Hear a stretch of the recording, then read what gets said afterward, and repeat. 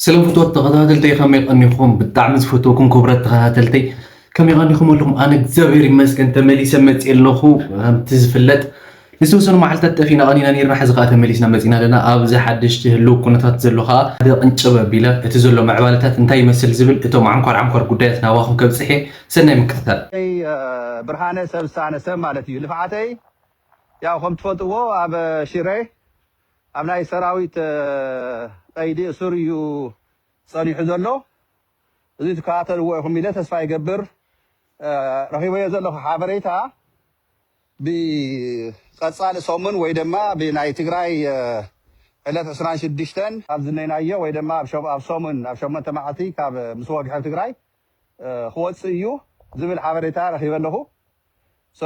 أب قصال صومن لفعتي برهانة سبسانة سب كاب سوريات خوات سيو كاب سراويت كدمي مسارو كمتي قد محيزي لكم نورنا كل التعامت زي تساناوة خاب سراويت وطيو ينطريحو أفتناي محاورة ميديا واتو عز ولا اللو جزيجين كدمي مسارو أغريو نيريو خساناوتي يلو حتى أغريو خمس نوري حاوري تا مسينا نيرو تاناي مستنبات قداي تقبالنا ترخيبو تا مستنبات مالتيو تاناي مستنبات ورقتون ያው ተርከባዲ ይርከባን ክንገርፎይና ግን ሓቲት ነይሩ ተቀባልነት ረኺብኩም ብዙሕ ነገራት ካብቲ መስመር ወፃኢ ኢድካ ዝረአዩ ነገራት ብናይ ከም ንሕና መቃልስቱ ወይ ድማ መሓዝቱ ተጋሩ ብዙሕ ነገራት ጎደሎታት ነይሮሞ ንሳቶም ልቢ ገይሩ ተመዓራርዩ ትሒዚ ተኣሲርዎ ተሓቲትዎ ዝፀንሐ ተለቂቁ ናብ ህዝቡ ናብ ዓዱ ከግልግል ምስ ህዝቡ ኮይኑ ክቃለስ ንትግራይ ንላዎ ተስፋ ንገብር ማለት እዩ እዚኣ ናይ ልፍዓተይ ብርሃነ ማለት እዩ ሰብሳነ ሰብ ኣብ ቀፃሊ ሰሙን ይወፅእ ከም ዘሎ ሓበሬታ ዝረኸብኩዋ ንኣኻትኩም የተሓባብረኩም ኣለኹ ማለት እዩ እዚኡ ሆፍሊ ትጋገል ለኻ ብሕጊ ካብ ሕጊ ወፃኢ ከም ዝሰርሕ ኣለኻ ተባሂሉ ዝተሓተተ ዝተኣሰረ በብዝተሓተቶ በብዝተኣሰሮ ናብ ኣዲስ ኣበባ እናሃደመ ንምኻድ ዓይነት ነገራት ጠጠው ተዝብል ፅቡቅ ይመስለኒ ስለዚሁ ልፍዓተይ ካብ እስር ቤት ምትወፀ ቀፃሊ ሰሙን ናብ ኣዲስ ኣበባ ዘይኮነ ክሃድም ዘለዎ ናብቶም ሸዋውያን ክኸይድ ዘይኮነስ ኣብ ትግራይ ኮይኑ ምስ ህዝቢ ኮይኑ ክቃለስ እቲ ደስ ዘይብሎ ስርዓት ኣብ ትግራይ ዘሎ እውን ምስ ህዝቢ ኮይኑ ኣብ ትግራይ ኮይኑ ክቃለስ ኣነ እንዳጋጣሚ ክላዎ ይደሊ ካብኡ ላዕሊ ግን እጃሞ ፍዩ እጃም ግን ሒዙ ናይ ትግራይ ቃልሲ ናይ ትግራይ መኸተ ተቐቢሩ ዝነበሩ ወርቂ ኣብ ዓዴት ብዙሕ ወርቂ ተቐቢሩ እዩ ገለገለ ሕጋዊ ኣትዩ ብዙሕ ገንዘብ እውን ነይሩ ኣብ ዓዴት እዚ ወርቂ እዚ ኣበይ መን ይወሲድዎ በዚ ወርቂ እዚ ምክንያት እኮ ዝጠፍኡ ሰባት ኣለዉ ዝፈልጡ ሰባት ኣብ ግዜኡ መን እዩ ከም ገይርዎ ኣብ ግዜኡ ክንዛረቡ ኢና ናብ ሕጊ እውን ክንወስድ እቲ መሪሕነት ኣብ ኣዲስ ኣበባ ዘሎ ሃፍቱን ካሊእን ይርዑ ነይሩ እምበር እቲ ኩናት ኣበይ ደው እንተኢሉ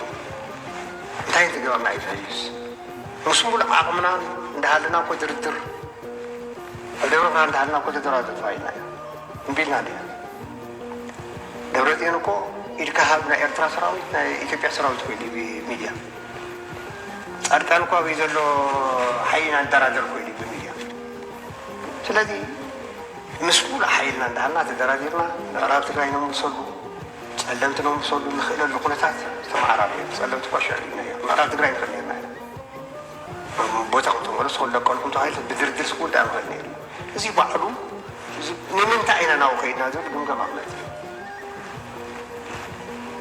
ስለዚ እዚ ባዕሉ ስለ ዝመፅእ ወታደራዊ መሪሕነት እውን ክግምገሞ ኣይድልን ክግምገም ይድል ወታደራዊ መሪሕነት ንኣብነት ብወታደራዊ መሪሕነት ክግምገም ዝኽእለሉ ብጣዕሚ ሰፊሕ ኩነታት ነይሩ እዩ ብጣዕሚ ብሰፊሑ ክግምገም ምኻእለ ነይሩ ኣይተገምገመን ስለዚ እዚ ክግምገመሉ ዘይምድላይን ትግምገማ ክትርኢ ዘይምግባርን ሓደ ፀገም ይመስለኒ ካልእ ህዝቢ ኣብ ካልእ በፂሑ እዩ ኣይ ድኻም ግደፍዎ ቶም ፀላእቲ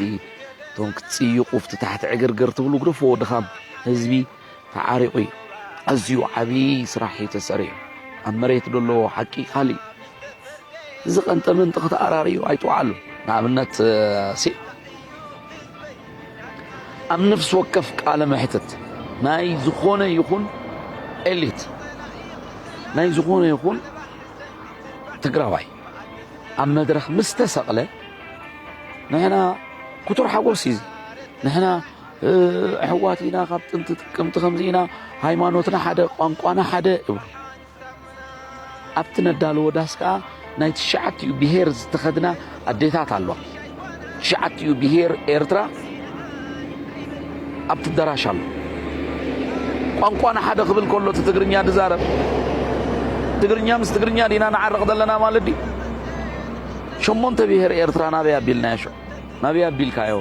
ከመይልካ ከምዚ ትብል 8 ብሄር ከ ኣይንብለን ዲና ኤርትራዊ ከምኡ ክብል እዩ ኢሉ ከይሓስብ እንዲ ዳኣት መድረኽ ድዛረብ ዘሎ ዓብቦ ወይ ታደ ኖ ንሕና ነዚ መፂና ኣይነንበድብዶን ኢና ናይ ሓጎስ ናይ ልማድ ኣዘራርባ ምዃኑ ስለ ንፈልጥ እቲ ጌጋ ኦነስት ሚስቴክ ኢልና ስለ ንሓስብ ራይ ጋሽ ባርካ በሙሉ ደጋፊ ጽምዶ እዩ ትግርኛ ቋንቋና ሓደ እዩ እንድሕር ኢሉ ሓደ ትግርኛ ትግሬኸ ዓፈርከ بداويتك كنا ماخ رشايداخ كل بير إيرترا مش سعلو تصمدو مسيو حقوسو قلصالو دمنتا خان تغرنيا تراي كومو إلكا إلو زنقصاغن يلن تصمدا زول قال أنا عارن سلازي يردني سلامي لتغلصكو صبو يناي هم دايرداكي تصمدو بقى أنا زفلت تغرنيا خليفة حدش قال ديو حد عمت لنا أنا عملت تصمدو تغري فلتو ما نفلتو كان دسخ السوشيال ميديا تفعل سب تصمدو قليل ቋንቋ እዩ ማለት تصمدو ወይ አይድግፎን ይዝባል በስ ለዘ ይርዳኒ ታይ ማለት እዩ ዘይርዳኒ ምጽማድ ብታ ትግርኛ ተመጽኻ ያ خاليت ያ ምጽማድ ንስኻ ሓደ ብዕራይ ይህልወካ ኣነ ሓደ ብዕራይ ክልቲኦም መውዕር ምጽማድ እዩ ታ ትግርኛ ንዝፈልጣ ስለዚ ታለ በለ ኣዲና በጽሕና ሕዚ ኣብ ተበጽሕና ዝቃወመሉ መንገዲ የለው ተሓንትና ተይግን ክትሕዛት አይለካ ኣለኹ ስታሊ ንጻመድ ክበሃተሉ ንጻመድ ገይረ ትግርኛ ንጻመድ በጽሕና ዘይኮና ኖ ጽንሕ ክሊር ንጓራ ጽንሐና ኣነ ትፈጥኒ ከም ቲክቶክ ኣነ ኣይከራኸርን እየ كما أنا ቲክቶክ أتي فلتن كم تيكتوك أي كره خلقني نتعامل كبهاتلو حبيرنا نسرح حبيرنا معرة عمل لنا حبيرنا عقد نوصايو حبيرنا لما نساق انتو خوينو سمدت في كويكونن كلتا تمساسلتي يمز صامدو جمالن صاصن أي صامدوني معرنا مع جمال مس جمال يصامد بعراي مس بعراي يصامد